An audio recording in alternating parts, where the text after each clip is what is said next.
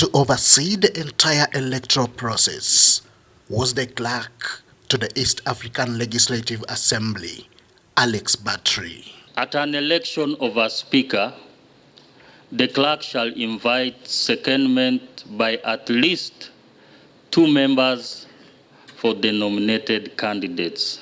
The race initially had 4 candidates, including 1 from Burundi and the other 3 from South Sudan. The South Sudanese withdrew, something they confirmed both in writing and on the floor.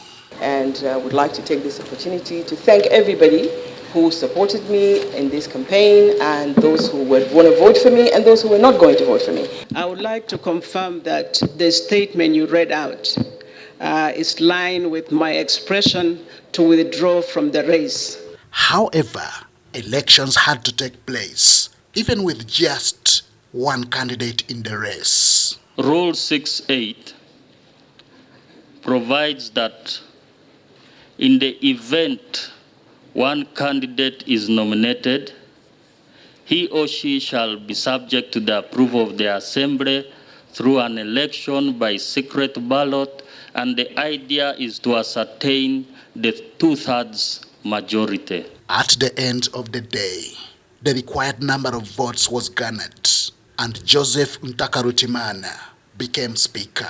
The candidate having garnered 54 valid votes,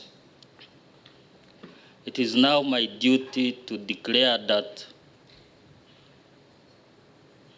the Honorable Joseph Ntakirutimana is duly elected as Speaker of the 5th East African Legislative Assembly. I will truly and faithfully serve the East African Legislative Assembly.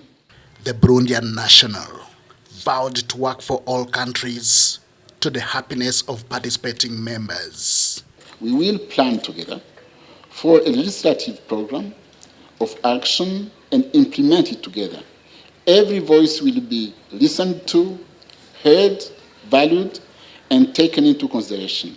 We want to start on a good pace so that when the takeoff point is good, I'm sure the finishing point will always be good. And we need a law in place so that we can have 1 currency, we can have a single currency to make sure that the transaction of business in East Africa is made possible. We are beginning on a united front, and I believe it will all be well.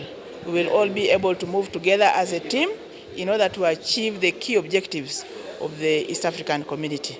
As for South Sudan, whose members had expressed interest in the speakership, their eyes are now on 2027. So we agree that we will let Burundi lead the parliament this time.